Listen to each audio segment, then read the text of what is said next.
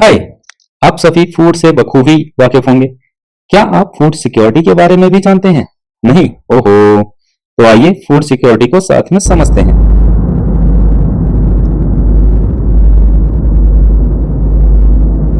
मैं हूं शिवम यादव एंड आप देख रहे हैं food security in India on S learning with Shivam sir. Let's start the new session with the new excitement. What is food security? तो food security में अगर हम देखते हैं तो फूड सिक्योरिटी, फूड हमें वैसे ही जरूरत है। सिक्योरिटी का मतलब हो गया कि हम किसी चीज को सुनिश्चित कर रहे हैं। सिक्योरिटी का मतलब ये नहीं हुआ कि हम उसमें पुलिसमैन लगा रहे हैं फिर आर्मी मैन लगा रहे हैं ताकि फूड कहीं चोरी ना हो जाए, है ना। तो फूड सिक्योरिटी का मतलब हो गया हम फूड को सुनिश्चित कर रहे हैं ताकि लोगों तक पहुंच सके, लोग उसको खा सकें ताकि वो हेल्दी रह सके। तो क्यों फूड जरूरी है? क्योंकि जैसे हमें एयर जरूरी है ब्रीदिंग के लिए, वैसे ही हमें फूड जरूरी है। क्योंकि खाना नहीं होगा तो हम वीक पड़ेंगे, और वीक पड़ेंगे तो कोई काम नहीं कर पाएंगे, काम नहीं कर पाएंगे और बीमार पड़ेंगे। तो अगर काम नहीं कर पाते हैं या फिर बीमार पड़ते हैं तो ऑब्वियसली हम अर्निंग के लायक नहीं है, और अर्निंग के लायक नहीं है तो हम कहीं ना कहीं पॉवर्टी की तरफ भी बढ़ेंगे और धीरे धीरे हमारा जो है डेथ की तरफ भी हम बढ़ सकते हैं। But food security mean something more than getting 2 square meals. यानी कि फूड सिक्योरिटी का मतलब ये भी नहीं है कि हम केवल 2 टाइम का खाना खा रहे हैं। 2 टाइम का खाने का मतलब है कि यहाँ पर हमें खाना ऐसा मिलना चाहिए जिससे ना केवल हमारे 2 टाइम की डाइट कंप्लीट हो, बल्कि उस डाइट में जो भी न्यूट्रिशंस होते हैं वो भी हमको पूरी तरीके से प्राप्त हो। फूड के 3 डायमेंशंस होते हैं, एक अवेलेबिलिटी, असेसिबिलिटी, अफोर्डेबिलिटी। अवेलेबिलिटी का मतलब हो गया कि जो भी हमारे करंट ईयर में प्रोडक्शन हुआ है वो हमारे पास हो, या फिर जो भी करंट ईयर में हमने इंपोर्ट किया है वो हमारे पास हो, या फिर जो भी स्टॉक प्रीवियस ईयर के जो प्रोडक्शन था उसका स्टॉक हमारे पास पड़ा हुआ है। यानी कि अवेलेबिलिटी का मतलब हो गया जो कंप्लीट प्रोडक्शन ऑफ फूड है या फिर इंपोर्ट किया गया है या फिर स्टोर्ड फूड है वो पूरा कलेक्शन हमारे पास हो, ताकि हम लोगों को उसको दे पाए। यानी कि जब तक हमारे पास फूड होगा ही नहीं तब तक हम लोगों को प्रोवाइड कैसे कर पाएंगे। सेकंड है असेसिबिलिटी। असेसिबिलिटी का मतलब हो गया जितने भी लोग हैं हमारे वो उस फूड को प्राप्त करने के लायक हों, उस उन तक फूड यानी कि जो भी खाने की सामग्री है उन तक उस तक पहुंचने के लायक हमारे लोग हों, तो ये हो जाएगा असेसिबिलिटी। अफोर्डेबिलिटी मीन्स कि जो भी खाना है, जो भी खाने की सामग्री है उसको खरीदने के लिए इनफ मनी हो लोगों के पास। पता लगा हमारे पास स्टोर तो है और लोग वहां तक पहुंच भी सकते हैं, बट वो इतने कैपेबल नहीं है, इतने एबल नहीं है कि उसको खरीद सकें, उसको ले सकें। तो जब वो खरीद नहीं पा रहे हैं, खरीदने के लायक नहीं है, तो फिर वो उनके लिए फूड सारा ही बेकार है। तो इसलिए उनके पास इनफ मनी होनी चाहिए to bye sufficient safe and nutritious foods. बस food security is insured in a country. अगर फूड सिक्योरिटी को हमें इंश्योर करना है, यानी कि फूड हर किसी के पास फूड हो उसको हमें इंश्योर करना है, तो उसके लिए हमें कुछ चीजें चाहिए, यानी कि 3 स्टेप्स उसके लिए दिए गए हैं। जैसे इनफ फूड होना चाहिए, फूड अवेलेबल होना चाहिए, किसके लिए? सभी लोगों के लिए। All persons have the capacity to buy food.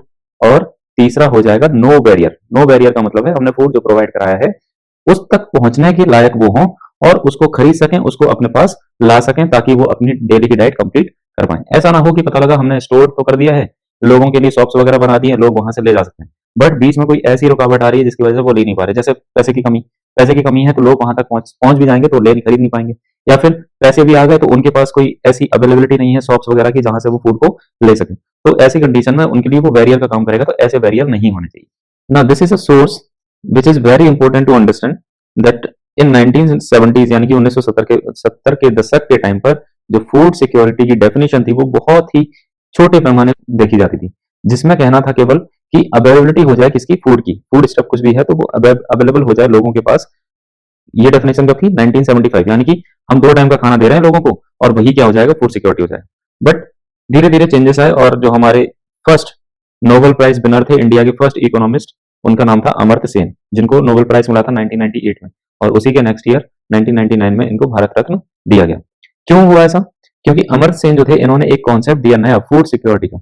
इन्होंने बताया कि फूड सिक्योरिटी जिस पैमाने से हम अभी तक देख रहे हैं वो केवल वो हमारी फूड सिक्योरिटी को दूर नहीं कर सकता। कैसे? इन्होंने क्या चेंज किया? इन्होंने एक्सेस को चेंज किया। एक्सेस का मतलब लोगों के पास संसाधन होने चाहिए ताकि वो उस फूड, उस खाने की सामग्री तक पहुंच सकें। और इसी को उन्होंने एक टाइटल दिया जिसको हम बोलते हैं एंटाइटलमेंट्स। एंटाइटलमेंट्स का मतलब है कि हर एक व्यक्ति का अधिकार है food security. A combination of food, a combination of what one can produce exchange in the market. यानी कि प्रोड्यूस का कॉम्बिनेशन होना चाहिए किसका? प्रोडक्शन का, साथ ही एक्सचेंज, जो भी प्रोडक्शन हो रहा है इसका एक्सचेंज कर सके मार्केट में, ना केवल स्टेट के साथ बल्कि जो भी लोकली वेंडर है यानी कि जो सोशली प्रोवाइडेड सप्लायर्स हैं उनके साथ भी।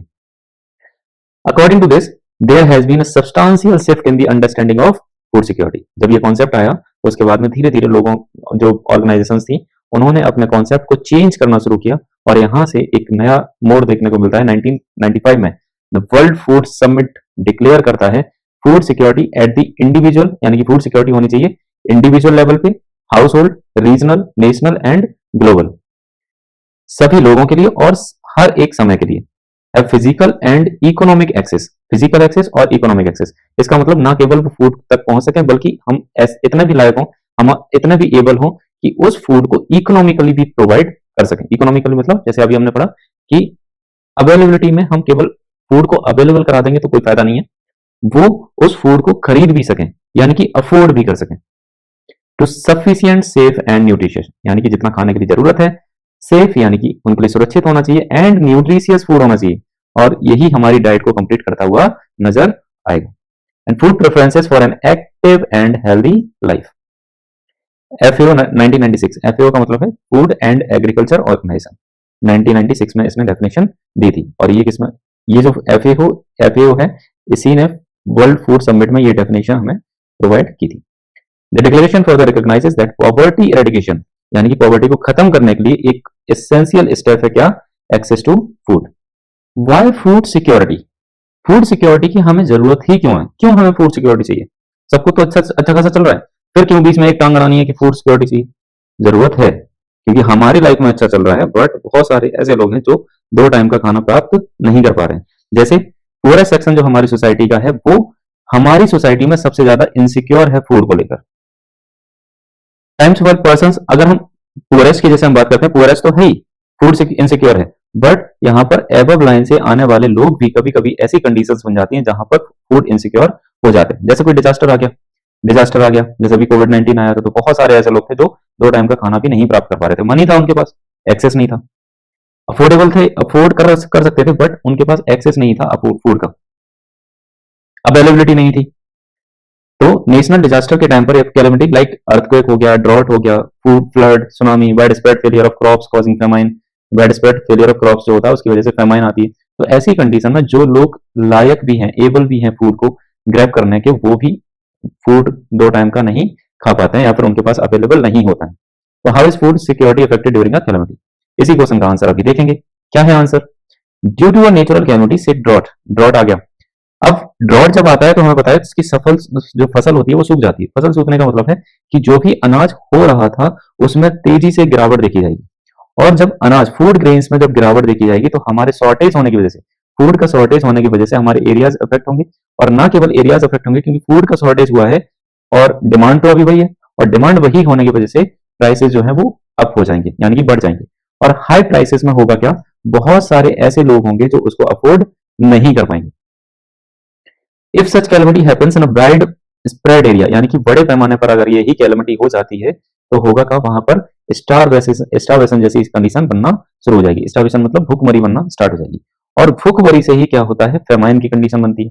यानी कि भूखमरी यानी कि जो स्टारवेशन है, स्टारवेशन की वजह से लोग वीक होंगे, बीमार होंगे, और बीमार होंगे साथ ही जो है जो जो भी उनको फूड मिल रहा है, कंटामिनेटेड फूड मिल रहा है, कंटामिनेटेड वाटर मिल रहा है, उसके माध्यम से वो धीरे धीरे इन्फेक्टेड होंगे और वाइड स्प्रेड एरिया में ये चीज फैल जाएगी, जिसकी वजह से कंडीशन आ जाएगी इसकी फेमाइन की। तब हम कंटामिनेटेड वाटर पी रहे हैं, डिकेइंग फूड यानी कि जो खराब खाना हो गया उसको खा रहे हैं, तो हमारी बॉडी जो है वो धीरे धीरे से जो बीमारियों से लड़ने की जो क्षमता होती है वो लूज कर देती है, और ऐसी लूजनिंग में होता क्या है, हम स्टार्वेशन की वजह से मरना शुरू कर देते हैं, उसी को फेमाइन बोलते हैं। तो अभी तक यानी कि हम जो 1943 की बात करते हैं, फेमाइन हमारी कंट्री में बहुत सारे आए हैं। 1970 1878 के टाइम पर आया था, उससे पहले भी फेमाइन आए हैं, बट जो 1943 का फेमाइन था, बंगाल फेमाइन, ये बहुत ज्यादा डिवास्टेटिंग था। यानी कि इसमें जो लोग मारे गए थे वो लगभग 30 लाख पीपल मारे गए थे केवल और केवल बंगाल के अंदर। Do you know who were affected the most by the famine, अब ये तो हमें पता है जो जो लायक नहीं है या फिर जिनकी कम इनकम है या फिर जो जिनके पास लैंड नहीं है, वो फूड से ज्यादा प्रभावित होते हैं, फूड जिनके पास नहीं होता है या फिर फूड लेने के जो लायक नहीं होते हैं, उनके पास इतनी रिसोर्सेज नहीं होते हैं, तो वो ही ज्यादा इस फेमाइन की चपेट में आते हैं। जैसे एग्रीकल्चर लेबर्स हो गए, fishermen, transport workers and other casual labours इससे ज्यादा प्रभावित होते हैं। Production of rice in the province of Bengal, ऐसा माना जाता है कि प्रोडक्शन जो था राइस का वो वहां पर जो है बेकार हो गया था, और प्रोडक्शन हुआ नहीं था, जिसकी वजह से फेमाइन बंगाल में फैल गया था। तो ये इसीलिए फेमाइन जो राइस की जो प्रोडक्शन है उसकी टेबल दे रखी है। लेट्स डिस्कस, ये कुछ क्वेश्चंस हैं। पिक्चर्स दे रखी है, पिक्चर्स देखिए। Starvation victims arriving at a relief centre, यानी कि जो स्टारवेशन की कंडीशन बनी थी उसकी वजह से लोग जो है वो रिलीफ सेंटर्स में आ रहे हैं, यानी कि गवर्नमेंट के द्वारा या फिर जो एनजीओ होते हैं उनके द्वारा जो रिलीफ सेंटर्स बनाए गए थे वहां पर लोग आ रहे हैं। 1943 के टाइम पर जो फैमिन आया था उसकी वजह से अब फैमिली जो है वो चिटागोंग को छोड़कर जा रही है। Marks on questions here. Then nothing like Bengal, अगर हम बंगाल का जो फेमाइन आया था 1943 में उसके बाद की अगर हम बात करते हैं तो फेमाइन जैसी कोई भी कंडीशन बंगाल में देखने को नहीं मिलती है इंडिपेंडेंट इंडिया में। बट उसके बावजूद भी बहुत सारे ऐसे प्लेसेस हैं हमारे इंडिया के जहां पर लोगों को स्टार्वेशन की वजह से मरते हुए देखा है, जैसे कालाहांडी हो गया, काशीपुर हो गया उड़ीसा का। तो यहाँ पर कुछ ऐसे प्लेसेस रिमोट एरियाज हो जाएंगे, जैसे यहाँ पर कुछ प्लेसेस दे रखे हैं, बरन डिस्ट्रिक्ट ऑफ राजस्थान हो गया, पलामू डिस्ट्रिक्ट ऑफ झारखंड, और कुछ रिमोट एरियाज जहां पर लोग खाना ना मिलने की वजह से लगातार स्टार्वेशन से जूझने की वजह से वहां पर डेथ्स के शिकार हो जाते हैं। तो ये बड़ी डिवास्टेटिंग है, यानी कि बड़ी डिस्टर्बिंग चीज है, जिसकी वजह से मतलब इंडिया इंडिपेंडेंट हो गया, उसके बाद में हम सेल्फ रिलायंस होने वाले हैं, फिर भी हम ऐसी कंडीशंस हम कभी कभी देख लेते हैं, कुछ कुछ ऐसे प्लेसेस होते हैं जहां पर लोगों को खाने की वजह से मरना पड़ता है। देयरफॉर फूड सिक्योरिटी, इसीलिए क्या जरूरी है, फूड सिक्योरिटी जरूरी है। फूड सिक्योरिटी का मतलब हम इतना इंश्योर कर पाए कि हमारे देश में कोई भी फूड की वजह से डेथ की तरफ ना बढ़े, फूड की वजह से किसी की डेथ ना हो। फूड सिक्योरिटी होती क्या है, उसकी जरूरत क्यों है, इसके बाद हमें यह तो पता होना चाहिए कौन ऐसे लोग हैं जिनको फूड सिक्योरिटी चाहिए। हमें तो चाहिए नहीं, हम हमारे पास तो सब है, फिर क्यों हम इस टॉपिक को पढ़ रहे हैं?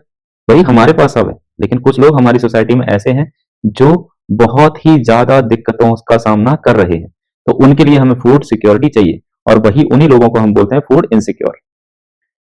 As a large section of people suffer from food and nutrition insecurity in India, हमारी सोसाइटी का लार्ज सेक्शन ऐसा है जो फूड इनसिक्योरिटी या फिर न्यूट्रिशन इनसिक्योरिटी से अभी तक जूझ रहा है। अब इसमें सबसे ज्यादा अफेक्ट कौन होते हैं? तो लैंडलेस पीपल हो जाएंगे। लैंडलेस पीपल यानी कि जिनके पास जमीन है नहीं, अगर है भी तो बहुत छोटी अमाउंट में है जिससे उनका गुजारा नहीं हो पा रहा।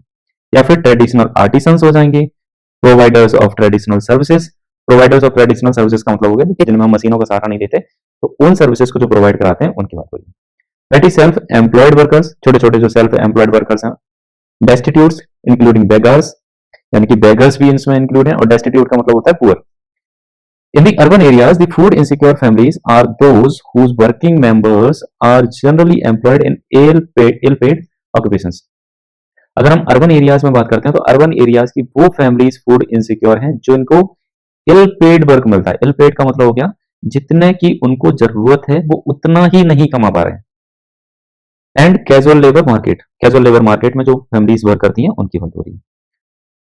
These workers are largely engaged in seasonal activities. Seasonal activities का मतलब हो गया कि वो लोग जो जिनको केवल सीजन आने पर ही काम मिलता है, यानी कि कोई ऐसी एक्टिविटी कर रहे हैं कि वो सीजन पे उनको काम मिलता है और सीजन के बाद नहीं मिलता, तो ऐसे लोग फूड इनसिक्योर ज्यादा होते हैं and are paid very low wages. ये स्टोरी है और इस स्टोरी को आपको पूरा पढ़ना है। क्यों? क्योंकि इस स्टोरी से आपको ये समझ में आएगा कि लोग फूड इनसिक्योर किस तरीके से हैं, कौन कौन सी समस्याओं का सामना वो कर रहे हैं। 2 मिनट का पॉज करिए और इस स्टोरी को कंप्लीटली रीड करिए and answer the following questions. This is the second story of Ahmad. ये अहमद की स्टोरी है जो कि एक रिक्शा पुलर है। तो इस स्टोरी को भी पढ़िए। इन ये दो जो स्टोरी है इससे आपको ये पता लगेगा कि किस तरीके से लोग फूड इनसिक्योर हैं और फूड इनसिक्योर उनकी फूड सिक्योरिटी बढ़ाने के लिए हम कौन कौन से स्टेप्स ले रहे हैं या उनके लिए क्या क्या फायदेमंद हो सकता है। ये सेकंड स्टोरी से रिलेटेड कुछ क्वेश्चंस हैं। Then the social composition. अब एक फूड सिक्योरिटी फूड इनसिक्योरिटी तो हमारी जो सोसाइटी है उसमें बना ही हुआ है, बट यहाँ पर सोशल कंपोजिशन भी एक फैक्टर उसमें ऐड करता है हमारी फूड इनसिक्योरिटी को बढ़ाने में। कैसे? जैसे एससीज हो गए, एसटीज हो गए या फिर कुछ सेक्शंस जो ओबीसी से आते हैं, तो ये पुअर पीपल हैं और ये वो लोग हैं जिनके पास लैंड बेस है नहीं, अगर है तो बहुत कम है, जिसमें प्रोडक्टिविटी बहुत कम होती है, तो ऐसे लोग फूड इनसिक्योर ज्यादा हो जाते हैं। The people affected by natural disasters. इसके बाद अगर बात करते हैं तो ऐसे लोग जो नेचुरल डिजास्टर्स का सामना करते हैं, जो माइग्रेट करते हैं एक जगह से दूसरी जगह पर, क्यों? क्योंकि काम करना है, और जिस जगह पर वो पहले रहते थे वहां पर कोई भी नेचुरल डिजास्टर आया है, नेचुरल डिजास्टर आने की वजह से उनको कोई भी काम नहीं मिल रहा है, तो वो दूसरी जगह माइग्रेट कर जाते हैं इसी उम्मीद में। बट होता क्या है, वहां भी उनको काम नहीं मिल रहा है, काम भी मिल रहा है तो इतने कम बेसिस पर, इतने कम पेमेंट पर मिल रहा है कि वो 2 टाइम का खाना भी नहीं खरीद सकते, तो वो भी फूड इनसिक्योर हो गए। देन अगर हम इसी में बात करते हैं मेल न्यूट्रिशन, यानी कि खाने की कमी की वजह से जो हमारी न्यूट्रिशन में कमी आती रहती है, हमारी बॉडी जो है वो वीक होना शुरू हो जाती है, तो उसी को बोलते हैं मेल न्यूट्रिशन, जिसको हम कुपोषण का शिकार भी बोलते हैं। तो कुपोषण का शिकार जो ज्यादातर है वो विमेन होती हैं, और विमेन में भी वो विमेन जो प्रेग्नेंट है या फिर लैक्टेटिंग विमेन है, और उनका जो लैक्टेटिंग या फिर जो प्रेग्नेंट विमेन है उनकी जो अनबॉर्न बेबी है उनमें मेल न्यूट्रिशन के रिस्क बहुत ज्यादा बढ़ जाते हैं प्रॉपरली न्यूट्रिशियस फूड ना मिलने की वजह से। A large proportion of pregnant and nursing mothers and child under age of 5 years, ये वो सेक्शन है जो लास्ट सेक्शन हमारे सोसाइटी का बनाते हैं जो बहुत ज्यादा इनसिक्योर हो जाते हैं, फूड इनसिक्योर हो जाते हैं। Then the food insecure people are disproportionately large in some regions of the country. This means कि हम जिस फूड इनसिक्योर लोगों का बात कर रहे हैं, तो वो फूड इनसिक्योर जो लोग हैं वो किसी रीजन पर बहुत ज्यादा हो सकते हैं और किसी रीजन पर कम हो सकते हैं, यानी कि प्रोपोर्शन नहीं है सच। अब इसमें जो हम बात करते हैं वो इकोनॉमिकली जो बैकवर्ड स्टेट्स हैं उनमें हमें ये स्थिति ज्यादा खराब देखने को मिलती है। जैसे अब उसमें कौन हो जाएंगे, पॉवर्टी जो लोग हैं, पॉवर्टी लाइन के नीचे आ रहे हैं, ट्राइबल लोग हो गए, यानी रिमोट एरियाज में जो लोग रहते हैं, regions more prone to natural disasters, ऐसे एरियाज में रहने वाले लोग जहां पर नेचुरल डिजास्टर्स अक्सर आते रहते हैं। स्टेट्स की बात करेंगे तो उत्तर प्रदेश हो जाएगा, उत्तर प्रदेश में भी mainly eastern and south eastern parts हो जाएंगे, बिहार, झारखंड, ओडिशा, वेस्ट बंगाल, छत्तीसगढ़ पार्ट्स, मध्य प्रदेश के पार्ट्स हो गए, एंड महाराष्ट्र। और ये वो स्टेट्स हैं जहां पर लार्जेस्ट नंबर ऑफ लोग जो हैं वो फूड इनसिक्योर होते हैं। क्यों? क्योंकि जहां पर पॉपुलेशन ज्यादा है, जहां पर संख्या ज्यादा, लोग ज्यादा हैं, तो लोग ज्यादा होने की वजह से वहां के लोग भी ज्यादा ही होंगे जो फूड इनसिक्योर हैं। देन हंगर की अगर बात करते हैं तो हंगर एक अनदर एस्पेक्ट है किसका, फूड इनसिक्योरिटी का, यानी कि फूड इनसिक्योरिटी यानी कि फूड नहीं मिल रहा, फूड नहीं मिल रहा, खाना नहीं मिल रहा, खाना नहीं मिलेगा तो वो हंगर की तरफ बढ़ना स्टार्ट कर देंगे, या फिर कह सकते हैं खाना ना मिलने की वजह से वो भूखे रहेंगे, और भूख को ही हम क्या बोलते हैं, हंगर बोलते हैं। तो हंगर केवल एक ऐसा एक्सप्रेशन नहीं है जो पॉवर्टी को दर्शाता है, बल्कि हंगर की वजह से कहीं ना कहीं हमारी पॉवर्टी बढ़ती चली जाती है। कैसे? अगर हम हंग्री हैं, हम भूखे हैं और हमें खाना नहीं मिल रहा है, तो लगातार ये भूखे रहने की जो कंडीशन है उसकी वजह से हमारी बॉडी वीक होती चली जाएगी, और वीक होगी तो इम्यून सिस्टम वीक होगा, इम्यून सिस्टम वीक होगा तो हम बीमार होना शुरू हो जाएंगे, और जब हम बीमार होंगे तो ना तो हम मेंटल वर्क कर सकते हैं ना ही फिजिकल वर्क कर सकते हैं। तो जब किसी भी कंडीशन में हम कोई काम कर नहीं सकते, इसका मतलब हमारी अर्निंग भी नहीं होगी, और अर्निंग नहीं होगी तो हम पॉवर्टी को और ज्यादा बढ़ावा देंगे। तो वही चीज है कि हंगर ना केवल पॉवर्टी को दर्शाता है बल्कि पॉवर्टी को बढ़ाने का भी काम करता है। The attainment of food security therefore involves eliminating current hunger and reducing the risk of future hunger. यानी कि फूड सिक्योरिटी को अटेन करना ना केवल हंगर जैसी प्रॉब्लम्स की समस्या से हमें बाहर निकालेगा, बल्कि आने वाली जो रिस्क है फ्यूचर में हंगर की उसको भी कम करेगा। यानी कि कुल मिलाकर हमें अगर पॉवर्टी को भी स्टॉप करना है तो हंगर जैसी प्रॉब्लम से लड़ना पड़ेगा, और हंगर को खत्म करना है तो हमें फूड सिक्योरिटी लोगों को प्रोवाइड करानी पड़ेगी। हंगर के दो डायमेंशन होते हैं, एक तो क्रॉनिक और दूसरा सीजनल। क्रॉनिक हंगर क्या होता है? क्रॉनिक हंगर एक ऐसा हंगर है जिसमें डाइट हमें कंटिन्यूअसली लंबे समय तक नहीं मिलती। किसमें? ना या तो उसमें क्वांटिटी की कमी होगी या क्वालिटी की कमी होगी, या हो सकता है दोनों की कमी हो, या हो सकता है उनमें से एक की कमी हो। इसीलिए यहां पर दे रखा है क्वांटिटी एंड और, यानी कि एंड तो क्वांटिटी और क्वालिटी दोनों में गिरावट देखी जा सकती है, और का मतलब है क्वांटिटी हो सकती है बट क्वालिटी नहीं होगी, या फिर क्वालिटी होगी तो क्वांटिटी नहीं होगी। इट मीन्स फूड तो हमारे पास बट न्यूट्रिशियस नहीं है, तो इसका मतलब क्वांटिटी है क्वालिटी नहीं है। Poor people suffer from chronic hunger. अब जो क्रोनिक हंगर की हम बात कर रहे हैं उसमें मेनली अगर देखा जाए तो पुअर पीपल ज्यादा सफर करते हैं, क्योंकि लंबे समय तक वही पीपल भूखे रह सकते हैं जिनके पास साधन नहीं है खाना खरीदने के लिए। तो इसमें पुअर पीपल ज्यादा सफर करते हैं, वेरी लो इनकम होती है जिनकी, और जो इस लायक नहीं होते हैं कि खाना को खरीद सकें अपने सर्वाइवल के लिए। सीजनल हंगर वो हंगर होता है जो सीजनल होता है। सीजनल का मतलब है कोई भी एक सीजन है, जैसे cycles of food growing and harvesting, तो इस टाइम पर जो लेबर्स होंगे उनको फूड ग्रोइंग या फिर हार्वेस्टिंग के टाइम पर काम मिलेगा, और बाकी समय पर उनको काम नहीं मिलेगा। और ये मेनली देखा जाता है किसमें? एग्रीकल्चरल एक्टिविटीज में। वही हम अर्बन एरियाज की बात करते हैं तो अर्बन एरियाज में कैजुअल लेबर जो होते हैं, कैजुअल लेबर का मतलब है जैसे कोई लेबर कंस्ट्रक्शन के लिए काम कर रहा है, तो कंस्ट्रक्शन जो है वो रेनी सीजन के टाइम पर रुक जाता है। अब जब रेनी सीजन में कंस्ट्रक्शन नहीं हो रहा है तो ऑब्वियसली उसको वर्क भी नहीं मिलेगा, और जब वर्क नहीं मिलेगा इनकम नहीं होगी, तो वो खाने के जो संसाधन होते हैं उनको नहीं ले पाएगा। तो ये जो टाइप की जो क्रोनिक सीजनल हंगर जो होती है वो अक्सर देखी जाती है जब लोगों के पास पूरे ही साल वो काम करने के लायक नहीं होते। This is a table percentage of house hold with hunger in India, यानी कि ये परसेंटेज है rural wise and urban area wise. ये परसेंटेज, अगर हम परसेंटेज की बात करते हैं, ये जो टेबल रखी है उसके अकॉर्डिंग, तो सीजनल हो चाहे क्रॉनिक हंगर हो, दोनों में ही इंडिया में जो है परसेंटेज डिक्लाइन में देखा गया है, यानी कि जो हंगर का जो परसेंटेज है वो लगातार गिरता हुआ दिखा है। बट अभी भी बना हुआ है। यानी कि अभी भी बनने का मतलब है कि अभी भी हम बहुत सारे ऐसे लोग हैं जिनको फूड सिक्योरिटी प्रोवाइड नहीं करा पाए। फूड सिक्योरिटी को प्रोवाइड कराने के लिए इंडिया के कुछ एम थे, जिसमें इंडिया जो इंडिपेंडेंस होता है उसके बाद बहुत सारे ऐसे स्टेप्स लिए गए जो हम फूड लोगों को फूड प्रोवाइड करा सकें। और उसी के चलते हमें एक बहुत बड़ा रिवॉल्यूशन देखने को मिलता है जिसको हम बोलते हैं green revolution. Green revolution mainly था क्या?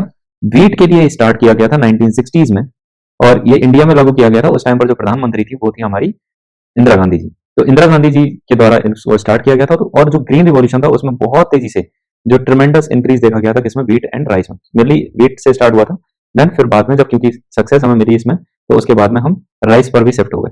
तो इस वजह से ग्रीन रिवॉल्यूशन को सेलिब्रेट करने के लिए, यानी ये जो रिवॉल्यूशन था इसको दिखाने के लिए एक स्टैम्प रिलीज की गई थी इंदिरा गांधी जी द्वारा, जिसको बोला गया था व्हीट रिवॉल्यूशन। और ये स्टैम्प रिलीज हुई थी कब? जुलाई 1968 में। ये स्टैम्प दिखाती थी कि रिवॉल्यूशन जो था, जो ग्रीन रिवॉल्यूशन था, यानी कि व्हीट का जो और राइस का जो प्रोडक्शन हमें बढ़ाना था वो बहुत तेजी से इंक्रीज हुआ है और उसमें हमें सक्सेस मिली है। The highest rate of growth was achieved in Punjab and Haryana. Food grain की जो प्रोडक्शन देखी जाए तो 7.23 मिलियन टन थी कब? 1964 में, और वही हो जाती है 265 मिलियन टन कब? 2013-14। उत्तर प्रदेश और पंजाब में यही जो व्हीट की जो प्रोडक्शन था उसका जो इंक्रीजमेंट देखा गया है वो, अच्छा, उत्तर प्रदेश में 25.22 million ton and 15.78 million ton Punjab में, 2014-15 की बात है। देन वेस्ट बंगाल और यूपी में राइस का प्रोडक्शन बहुत ज्यादा देखा गया, जैसे 14.71% and 12.22 million ton respectively. Food security in India. अब फूड सिक्योरिटी जैसे हमने देखा ग्रीन रिवॉल्यूशन आया तो उससे हमें जो है ट्रेमेंडस इंक्रीज देखने को मिला व्हीट एंड राइस में। तो since the advent of the green revolution 1970s के टाइम पर जो ग्रीन रिवॉल्यूशन आया उसकी वजह से हमने फेमाइन जैसी कंडीशन को बिल्कुल ही खत्म कर दिया। यहां तक कि अगर कोई एडवर्स वेदर कंडीशन बनती है फिर भी हमारे कंट्री में कोई भी फेमाइन नहीं देखा गया। India has become self sufficient. India जो है वो सेल्फ सफिशिएंट हो जाता है किसमें? फूड ग्रेन्स में। और ये ड्यूरिंग द लास्ट 30 इयर्स बहुत तेजी से देखा गया, यानी कि फूड ग्रेन्स में बहुत तेजी से इंक्रीजमेंट देखा गया। क्यों ऐसा हो पाया? क्योंकि वेराइटी ऑफ क्रॉप्स हमारे यहाँ अब ग्रोन करना शुरू हो चुकी है। The availability of food grains बढ़ गई है, जिससे अगर कोई एडवर्स कंडीशन भी आ जाती है, एडवर्स वेदर कंडीशन भी आ जाती है, तो उसमें भी हम सर्वाइव कर सकते हैं। यानी कि हम ऐसी स्थिति में पहुंच चुके हैं जहां पर कोई भी अगर फूड प्रोडक्शन में डिक्रीजमेंट होता है, किसी भी तरीके से फसल नहीं भी हो पाती है, तो वहां भी हम अपना सर्वाइवल पूरी अच्छी तरीके से कर सकते हैं with the help of government. और ये जो फूड सिक्योरिटी है इसको केयरफुली डिजाइन किया गया है, और ये दो बेसिस पर, यानी कि दो कंपोनेंट्स हैं इसके, जिसके बेसिस पर हम फूड सिक्योरिटी में सेल्फ सफिशिएंट हो पाए।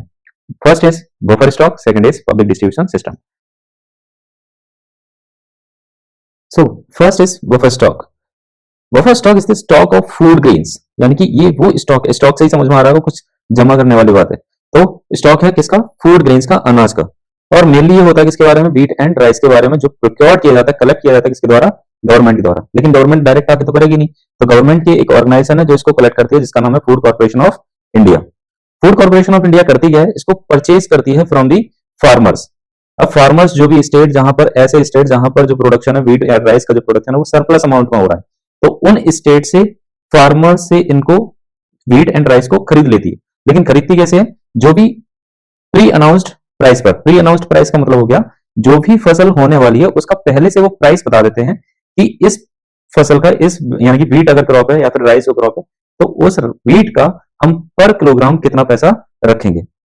This price is called minimum support price. इसी को क्या बोलते हैं? Minimum support price. यानी कि कम से कम जो अमाउंट होगा जो गवर्नमेंट के द्वारा डिसाइड किया गया उसी अमाउंट को हम बोलते हैं मिनिमम सपोर्ट प्राइस। ये एमएसपी जो है गवर्नमेंट के द्वारा हर साल डिक्लेयर की जाती है before the sowing season to provide incentives to farmers for raising the production of these crops. यानी कि जो क्रॉप्स होने वाली है उसका इंसेंटिव एक तरीके से होता है किसके लिए? फार्मर्स के लिए। Purchased food grains are stored. जो भी परचेस्ड फूड ग्रेन्स होते हैं वो गवर्नमेंट की ग्रेनरीज में स्टोर किए जाते हैं। यहां पर एक क्वेश्चन है, do you know why this buffer stock is created by the government? Let's see what's the answer. This is done to distribute food grains. अब इसमें करते क्या है, जो भी फूड ग्रेन्स को स्टोर किया है उसको हम डिस्ट्रीब्यूट करते हैं। हमका मतलब गवर्नमेंट डिस्ट्रीब्यूट करती है ऐसे एरियाज में जो फूड ग्रेन डेफिसिट एरियाज हैं। और ये फायदेमंद होता है किसके लिए? जो पुअरर सेक्शन है हमारी सोसाइटी का। और जो इसको हम डिस्ट्रीब्यूट करते हैं, डिस्ट्रीब्यूट का मतलब फ्री में नहीं करते, इनको हम देते हैं मार्केट प्राइस जो भी चल रहा होता है उस ग्रेन का, उससे लोअर प्राइस पर, ताकि जो बायर्स हैं उनको फायदा मिल जाए। बायर्स मतलब जो पुअर सेक्शन है हमारी सोसाइटी का, जो फूड को अफोर्ड नहीं कर सकता मार्केट प्राइस पर, उनको मिनिमम प्राइस पर उनको फूड प्रोवाइड कराते हैं, ताकि हर एक व्यक्ति तक खाना पहुंच सके और वो इसको अफोर्ड कर पाए। जो मार्केट प्राइस से लोअर प्राइस लगाया जाता है गवर्नमेंट के द्वारा, लोअर प्राइस पर फूड स्टफ दिया जाता है, उसको हम बोलते हैं issue price. This also helps resolve the problem of shortage of food during adverse weather conditions और during the periods of calamity. यानी कि कोई ऐसा कंडीशन, ऐसी कोई स्थिति आ जाती है, ऐसा कोई रीजन होता है जहां पर कोई डिजास्टर आ गया, कोई कैलेमिटी हो गई जिसकी वजह से फूड प्रोडक्शन नहीं हो पाया, तो ऐसी कंडीशन में भी जो हमारा बफर स्टॉक है वो उन लोगों की हेल्प करता है जिन लोगों के पास फूड स्टफ नहीं पहुंच रहा है। तो ये तो हो गया what is buffer stock. Second हमारा जो फैक्टर था, जो कंपोनेंट था, वो था पब्लिक डिस्ट्रीब्यूशन सिस्टम। तो पब्लिक डिस्ट्रीब्यूशन सिस्टम जैसे नाम से ही समझ में आ रहा है, ये एक सिस्टम है, एक तंत्र है, और ये तंत्र काम कैसे करता है। Let's see. The food procured by the FCI, जैसे कि हमने देखा फूड जो है वो एफसीआई के द्वारा प्रोक्योर किया जाता है गवर्नमेंट के बिहाफ पर। तो गवर्नमेंट के द्वारा जो रेगुलेटेड राशन शॉप्स होती हैं, जिनको हम फेयर प्राइस शॉप्स भी बोलते हैं, तो वहां पर इन सभी फूड को पहुंचाया जाता है और वहां से ऐसे सोसाइटी के हमारे जो सेक्शन है, जैसे पुअर जो सेक्शन है, उसको वहां से इनको डिस्ट्रीब्यूट किया जाता है। तो इसी को हमको क्या बोलते हैं, पब्लिक डिस्ट्रीब्यूशन सिस्टम। यानी कि पब्लिक के बीच में हम अपना फूड ग्रेन्स को डिस्ट्रीब्यूट कर रहे हैं, उसी सिस्टम को हम बोल रहे हैं पब्लिक डिस्ट्रीब्यूशन सिस्टम। ये किसकी हेल्प से किया जाता है, राशन शॉप्स के द्वारा, जो कि रेगुलेट की जा रहे हैं गवर्नमेंट से। Are now present in most localities, villages, town, cities. यानी कि आज के टाइम पर बेसिकली हमें ये चीज पता भी है कि राशन शॉप जो है वो ऑल ओवर द कंट्री हर एक रीजन में देखने को मिलती है, ताकि हर एक सेक्शन के हर एक सोसाइटी के सेक्शन की हेल्प हो सके, फूड सिक्योर किया जा सके। There are about 5.5 lakh ration shops all over the India. Ration shops also known as fair price shops keep stock of food grains. इसमें जो फूड ग्रेन्स होता है उसमें केवल जो राशन शॉप्स होता है उसमें केवल फूड ग्रेन्स नहीं मिलते, फूड ग्रेन्स के अलावा शुगर्स भी मिलती है, केरोसिन ऑयल भी मिलता है कुकिंग के लिए। कुकिंग के लिए अब तो शायद बंद हो गया केरोसिन ऑयल, बट कुछ टाइम पहले तक केरोसिन ऑयल भी प्रोवाइड किया जाता था, ताकि वो घर जहां पर गैसेस, जो एलपीजी गैस जहां पर नहीं है, वो केरोसिन की हेल्प से खाना बना सकें। These items are sold to people at a price lower than the market price. Public distribution system चलता है वो राशन कार्ड्स के ऊपर चलता है। यानी कि आपको अगर राशन लेना है तो उसके लिए आपको एक राशन कार्ड होना चाहिए, जो डिसाइडेड होता है पहले से कि कौन सा फूड ग्रेन किस अमाउंट में मिलेगा और कितना मिलेगा। जैसे यहाँ पर दे रखा है 35 किलोग्राम गेंस मिलेंगे, 5 लीटर्स केरोसिन ऑयल मिलेगा एंड 5 किलोग्राम ऑफ शुगर मिलेगी। हर एक मंथ मिलेगी। जो भी नियर बाय राशन शॉप्स होगा, यानी कि नियर बाय जो राशन शॉप्स है, उस एरिया के जो लोग होंगे वो उस राशन शॉप से वहां से food grains, kerosene oil, sugar etcetera ले सकते हैं। There are 3 kinds of ration. अब राशन कार्ड जो है वो 3 काइंड्स के होते हैं। पहला तो हो गया अंत्योदय कार्ड्स, दूसरा जो पुअरेस्ट ऑफ द पुअर के लिए कार्ड अलग से प्रोवाइड किया गया जिसको बोलते हैं अंत्योदय कार्ड्स। इसके अलावा बिलो पॉवर्टी लाइन कार्ड और एक हो जाएगा above poverty line cards. Basically अगर हम बात करते हैं, जो बंगाल फेमाइन आया था उसके बाद राशनिंग जो फैसिलिटीज है वो प्रोवाइड होना शुरू हो गई थी, यानी कि राशनिंग जैसी कंडीशन जो इंट्रोडक्शन है वो हो गया था कब, 1940s के टाइम पर, फेमान के बाद में। बट जब इंडिया इंडिपेंडेंट हुआ तो 1960 टाइम पर इसको दोबारा से रिवाइव किया गया, इसको री इंट्रोड्यूस किया गया और अच्छे तरीके से। और क्योंकि हमें पता है उस टाइम पर ग्रीन रिवॉल्यूशन भी हुआ था, तो ग्रीन रिवॉल्यूशन की वजह से हमारे wheat and rice production increase हुआ। तो उस व्हीट और राइस की जो प्रोडक्शन थी उसमें फूड सिक्योरिटी को बढ़ाने के लिए और अच्छे से उसको इंट्रोड्यूस करना था और अच्छे से लोगों तक उसको पहुंचाना था। इसी वजह से रिवाइव्ड किया गया। And in the wake of the high incidence of the poverty levels as reported by the NSSO in mid 1970s 3 important food interventions, यानी कि ग्रीन रिवॉल्यूशन जो 1960s के टाइम पर इसको रिवाइव्ड किया गया। रिवाइव करने के बाद में एनएसएसओ के जो सैंपल सर्वेस थे उनके द्वारा बताया गया कि पॉवर्टी जो है उसको डिक्लाइन करने के लिए कुछ स्टेप्स लेने। तो उन्हीं स्टेप्स के चलते कुछ प्रोग्राम्स को लॉन्च किया गया, जैसे पब्लिक डिस्ट्रीब्यूशन सिस्टम जो पहले से चल रहा था उसको री इंट्रोड्यूस किया गया और बेहतरीन तरीके से, ताकि लोगों तक अच्छे से पहुंचा जा सके। इंटीग्रेटेड चाइल्ड डेवलपमेंट सर्विसेज, यानी कि चाइल्ड डेवलपमेंट के लिए जो भी स्टेप्स लेने थे वो इस प्रोग्राम में लॉन्च किए गए। Then food for work programme जो कि 1977-78 के टाइम पर आया। अच्छा, इंटीग्रेटेड चाइल्ड डेवलपमेंट सर्विसेज आया 1975 में, और ये था का एक्सपेरिमेंटल बेसिस पर, यानी कि एक्सपेरिमेंटल बेसिस पर लॉन्च किया गया कि देखते हैं, जैसे ग्रीन रिवॉल्यूशन जो आया था वो व्हीट प्रोडक्शन में आया था, तो पहले एक्सपेरिमेंट हुआ, उसके बाद में अगर जब सक्सेस हो गया तो फिर ऑल ओवर द कंट्री उसको इंट्रोड्यूस कर दिया गया। वैसे ही 1975 में इंटीग्रेटेड चाइल्ड डेवलपमेंट सर्विसेज को इंट्रोड्यूस किया गया एक्सपेरिमेंटल बेस पर। Then food for work programme 1977-78। Over the several years जो है उसके बाद में बहुत सारे नए प्रोग्राम्स लाए गए ताकि हम पॉवर्टी और हंगर को कम से कम कर सकें, फूड सिक्योरिटी को बढ़ा सकें। देन एट प्रेजेंट अगर हम अभी की बात करते हैं, there are several poverty alleviation programmes. Poverty alleviation programmes मतलब जो पॉवर्टी हमारे इंडिया में उसको खत्म करने के लिए बहुत सारे ऐसे प्रोग्राम्स चलाए जा रहे हैं। मोस्टली ये जो प्रोग्राम्स है वो किसके लिए होते हैं, रूरल एरियाज के लिए होते हैं, क्योंकि पॉवर्टी से जो अफेक्टेड एरियाज हैं वो रूरल ज्यादा देखा जाता है। गांव की जो देहाती क्षेत्र है उसमें पॉवर्टी ज्यादा है। which have an explicit food component also. While some of the programs such as PDS, mid day meals के बारे में आप जानते होंगे, जो बच्चों को खाना प्रोवाइड किया जाता है प्राइमरी स्कूल्स में, तो वो न केवल फूड स्टफ होता है बल्कि न्यूट्रिशंस मिल सके बच्चों को, इसलिए भी इसको लागू किया गया है, प्रोग्राम को चलाया गया। Most of the PAPs also enhance food security. Employment programmes जो आया है, फूड फॉर वर्क प्रोग्राम, वो greatly contribute to food security by increasing the income of the poor. ये राशन शॉप है, दिख रहा होगा कि जो है हमारे यहाँ बूढ़ी अम्मा जो है खड़ी हुई है, और हमारे यहाँ अक्सर ऐसा ही होता है कि राशन शॉप्स पर आपको केवल लेडीज ही मिलेंगी, जेंट्स वहां पर बहुत ही कम या ना के बराबर देखने को मिलता है। The national food security act 2013, I think this is the best और the fantabulous national food security act. ये एक्ट वो है जिसकी वजह से हमें एक लीगल राइट मिलता है। लीगल राइट तो वैसे ही था कि जो हमें राइट टू फूड, जैसे हम बोलते हैं ना राइट टू फूड, तो फूड यानी कि हमें न्यूट्रिशियस और डेली डाइट का जो फूड चाहिए है वो हमारा राइट है और लीगल राइट है। इसी को सुनिश्चित करने के लिए एक एक्ट लाया गया जिसको हम बोलते हैं नेशनल फूड सिक्योरिटी एक्ट 2013। ये एक्ट कहता क्या है? This act provides food and nutritional security life at affordable prices and enable people to live a life with dignity. क्योंकि हमें ये लीगल राइट प्रोवाइड कराता है, तो इसी वजह से ना केवल हमें यहाँ पर फूड मिलेगा बल्कि न्यूट्रिशनल फूड मिलेगा और अफोर्डेबल प्राइसेस में मिलेगा। और ये जो फूड है वो हमें एक अच्छी लाइफ जीने के लिए उत्साहित करता है। इस एक्ट के तहत 75% जो लोग हैं वो रूरल एरियाज के टारगेट किए जाएंगे और 50% लोग अर्बन एरियाज के टारगेट किए जाएंगे। इसका मतलब 75% लोगों को ये एक्ट फूड प्रोवाइड कराएगा और 50% अर्बन एरियाज के लोगों को categorise as eligible household for food security, यानी कि इतने परसेंट लोगों को ये एक्ट फूड सिक्योरिटी प्रोवाइड कराता है। इसके बाद अगर हम बात करते हैं करंट स्टेटस क्या है पब्लिक डिस्ट्रीब्यूशन सिस्टम का, तो public distribution system most important step अगर गवर्नमेंट के द्वारा देखा जाए, गवर्नमेंट की तरफ से अगर कोई स्टेप देखा जाए फूड सिक्योरिटी में सबसे अच्छा स्टेप कौन सा है, तो वो पब्लिक डिस्ट्रीब्यूशन सिस्टम हो जाएगा। क्यों? क्योंकि पब्लिक डिस्ट्रीब्यूशन सिस्टम एक ऐसा सिस्टम था जिसकी वजह से गवर्नमेंट ने केयरफुली वो स्टेप्स लिए जिससे ज्यादा से ज्यादा पॉपुलेशन को टारगेट किया जा सके, उनकी फूड इनसिक्योरिटी को दूर किया जा सके।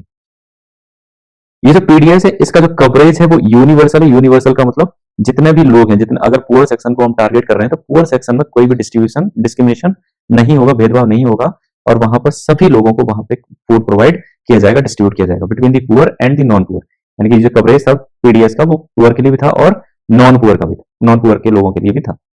Over the years the policy related to PDS has been revised, यानी कि जैसे जैसे टाइम निकलता गया वैसे वैसे पीडीएस को और अच्छा बनाने के लिए स्टेप्स ले लिए गए, एफिशिएंट किया गया एंड टारगेटेड। टारगेटेड का मतलब जिन लोगों जो फूड इनसिक्योर हैं उनको ज्यादा से ज्यादा टारगेट किया गया ताकि ज्यादा से ज्यादा फूड सिक्योरिटी को सुनिश्चित किया जा सके। उसी स्टेप्स के चलते हुए 1992 में एक प्रोग्राम लाया गया, एक सिस्टम लाया गया नया जिसको हम बोलते हैं रिवैम्प्ड पब्लिक डिस्ट्रीब्यूशन सिस्टम। अब ये सिस्टम था क्या? इसके तहत 1700 ब्लॉक्स को टारगेट किया गया हमारे कंट्री में। The target was to provide the benefits of PDS to remote and backward areas. Key point is this कि इसमें रिमोट एंड बैकवर्ड एरियाज को टारगेट किया गया, हमारे कंट्रीज के जितने भी रिमोट का मतलब है ऐसे एरियाज जो हमारे जो मेन मार्केट है या फिर जो दूर दराज के जो गांव का क्षेत्र हो गया या फिर जो पहाड़ी का जो क्षेत्र हो गया वो रिमोट एरियाज में आ जाएगा। बैकवर्ड क्षेत्र यानी कि हमारी सोसाइटी का जो पिछड़ा क्षेत्र है, पिछड़ा वर्ग है, उसको यहाँ पर टारगेट किया गया। जून 1997 में इसको रिन्यू करते हुए एक नया सिस्टम बनाया गया, यानी कि टारगेटेड पब्लिक डिस्ट्रीब्यूशन सिस्टम इसको नाम दिया गया, और इसके तहत अडॉप्ट किया गया principle of targeting the poor in all areas, यानी कि जितने भी एरियाज हैं कंट्री के, जितने भी पुअर हैं उन सभी को टारगेट किया गया। और पहली बार ऐसा किया गया, the first time that a differential price policy was adopted for poor and non poor, यानी कि जो प्राइस पॉलिसी थी पीडीएस के तहत उसमें पुअर और नॉन पुअर के लिए यहाँ पर डिफरेंट कर दिया गया। फर्दर इन 2000 में फिर से कुछ प्रोग्राम्स लाए गए, कुछ और नए प्रोग्राम्स लॉन्च किए गए जिससे लोगों को और ज्यादा टारगेट किया जा सके। क्या था? अंत्योदय अन्न योजना एंड अन्नपूर्णा स्कीम एंड इसके साथ स्पेशल टारगेट ग्रुप्स, यानी कि ये जो अंत्योदय अन्न योजना है या फिर अन्नपूर्णा स्कीम है, इससे जो स्पेशल ग्रुप हैं उनको टारगेट किया जाता है। This is a table of some important features of PDS, यानी कि पीडीएस के कुछ इंपोर्टेंट फीचर्स हैं। ये टेबल बहुत ज्यादा जरूरी है, एग्जाम के टाइम पर इस टेबल का बहुत ज्यादा यूज आपको देखने को मिलेगा। आप इस टेबल के माध्यम से आप बहुत सारे आंसर्स कर सकते हैं अगर पीडीएस से रिलेटेड कोई भी आंसर आता है तो। इस पीडीएस अप टू 1992 यूनिवर्सल था। यूनिवर्सल का मतलब पुअर नॉन पुअर किसी में कोई भेदभाव नहीं किया गया। व्हीट 2.34 रुपीज पर किलोग्राम और राइस 2.89 रुपीज पर किलोग्राम। आरपीडीएस मतलब रिवैम्प्ड 1992 में लॉन्च किया गया। बैकवर्ड ब्लॉक्स को टारगेट किया गया एंड रिमोट एरियाज को टारगेट किया गया। जो हमने दो स्कीम्स के बारे में पढ़ा है, अंत्योदय अन्न योजना एंड अन्नपूर्णा स्कीम, इन दोनों स्कीम्स को ऐड कर दिया गया किससे? पीडीएस से। फूड सिक्योरिटी को बढ़ाने में, फूड सिक्योरिटी को सुनिश्चित करने में पीडीएस का बहुत बड़ा रोल प्ले होता है, यानी कि PDS is the best in the government steps taken to ensure the food security. The PDS has proved to be the most effective instrument of government policy. जैसे जैसे हम साल इफेक्टिव इंस्ट्रूमेंट था, तो जैसे जैसे साल और निकलते गए, जैसे जैसे हम स्टेबल होते गए किसमें? फूड में, वैसे वैसे स्टेबलाइजिंग प्राइसेस को भी लागू किया गया and making food available to consumers at affordable prices. तो जैसे जैसे टाइम निकलता गया वैसे वैसे हमने हमने मतलब गवर्नमेंट ने स्टेप्स लिए ताकि पीडीएस के माध्यम से लोगों को ज्यादा से ज्यादा अफोर्डेबल प्राइसेस पर फूड ग्रेन प्रोवाइड किया जा सके। It has been instrumental in averting wide spread hunger. PDS ने न केवल फूड सिक्योरिटी को सुनिश्चित किया बल्कि वाइड स्प्रेड हंगर की जो समस्या बनी हुई थी उसको भी खत्म किया। देन जो फेमाइन की कंडीशन बनती थी उसको भी खत्म किया। लेकिन ये खत्म हुआ किससे? क्योंकि सप्लाई ऑफ फूड बहुत अच्छा हो गया। जो सरप्लस रीजन से, वहां से जो डेफिसिट रीजन थे वहां पर फूड ग्रेन्स को बहुत अच्छी तरीके से पहुंचाया गया with the help of PDS. अगर इसके बाद अगर बात करें, in addition the prices have been under revision in favour of poor, यानी कि जो प्राइसेस हैं पीडीएस के माध्यम से हर एक सीजन टू सीजन और ईयर टू ईयर गवर्नमेंट के द्वारा प्राइसेस को अफोर्डेबल प्राइस बनाया गया। किसके लिए? पुअर के लिए, ताकि ज्यादा से ज्यादा जो पुअर है वो इस चीज का फायदा उठा सके। The system including minimum support price, अब इस चीज में जो फायदा किया है वो किसने किया है? जो हम अफोर्डेबल प्राइस में फूड लोगों को प्रोवाइड करा पाए हैं और जो प्रोडक्शन बढ़ा है, यानी कि फार्मर्स को भी फायदा हुआ। तो वो कौन से बेसिस पर हुआ? तो minimum support price and the procurement has contributed to an increase in the food grain production and provided income security to farmers। यानी कि मिनिमम सपोर्ट प्राइस से जो फार्मर्स को सुनिश्चित किया गया कि उनकी जो भी फसल होगी, उनका जो भी सरप्लस होगा वो गवर्नमेंट खरीदेगी, उनको एंश्योर किया गया और फिक्स प्राइस पे एंश्योर किया गया। इसके साथ उनको ये भी एंश्योर किया गया जो भी आपकी प्रोडक्शन होगी वो वेस्ट नहीं जाएगी, गवर्नमेंट उसको प्रोक्योर करेगी। तो इससे दो तरीके से फार्मर सिक्योर हो गए कि उनको प्राइस भी मिलेंगे और उनकी जो सरप्लस होगा वो बेकार भी नहीं जाएगा। और इससे हुआ क्या? जो भी फूड ग्रेन्स में प्रोडक्शन हुई उससे गवर्नमेंट अपने स्टॉक्स को ज्यादा से ज्यादा बढ़ा पाई, क्योंकि स्टॉक्स अच्छे होंगे तभी वो लोगों तक उस फूड को पहुंचा पाएंगे। लेकिन उसके बावजूद भी PDS one of the best step था गवर्नमेंट का। उसके बावजूद भी बहुत सारे ऐसे लैक्स देखे गए जिसकी वजह से पीडीएस कहीं ना कहीं क्रिटिसाइज किया जाता है। क्या है? पीडीएस जो है वो स्टॉक पर वर्क करता है, फूड ग्रेन्स का स्टॉक पर वर्क करता है। तो जो फूड ग्रेन्स का जो स्टॉक है वो ओवरफ्लो होता रहता है, ओवरफ्लो ग्रेनरीज देखी जाती है गवर्नमेंट की। लेकिन फिर भी आज के समय में भी ग्रेनरीज ओवरफ्लो हो रही हैं, और क्योंकि हमारे जो सैंपल सर्वेज होते हैं या फिर जो लोगों को टारगेट किया जाता है वो गवर्नमेंट कहीं ना कहीं उस स्टेप में पीछे रह गई है, लोगों को अच्छी तरीके से टारगेट नहीं कर पा रही है। किस रीजन में कितना फूड ग्रेन पहुंचाना है, किसमें कम पहुंचाना है, किसमें ज्यादा पहुंचाना है, कहीं ना कहीं उसमें मिस स्टेप्स लिए गए हैं, जिसकी वजह से बहुत सारे आज भी लोग हैं कि उनको खाना नहीं मिल रहा है, यानी कि उनको हंगर, जो पॉवर्टी के लोग हैं जिनको प्रॉपर तरीके से खाना नहीं मिल रहा है, बावजूद इसके कि जो हमारी ग्रेनरीज हैं वो ओवरफ्लो हो रही है। एफसीआई गोडाउन्स ओवरफ्लो हो रहे हैं, जो ओवरफ्लोइंग जो फूड ग्रेन्स हैं वो रॉटिंग यानी कि खराब हो रहे हैं, साथ ही जो रेट्स हैं वो उनको खा रहे हैं, बट हमारे जो लोग हैं उन तक वो खाना नहीं पहुंच रहा। Difference. Thanks for watching. Like, share and subscribe. Bye bye. See you in the next update.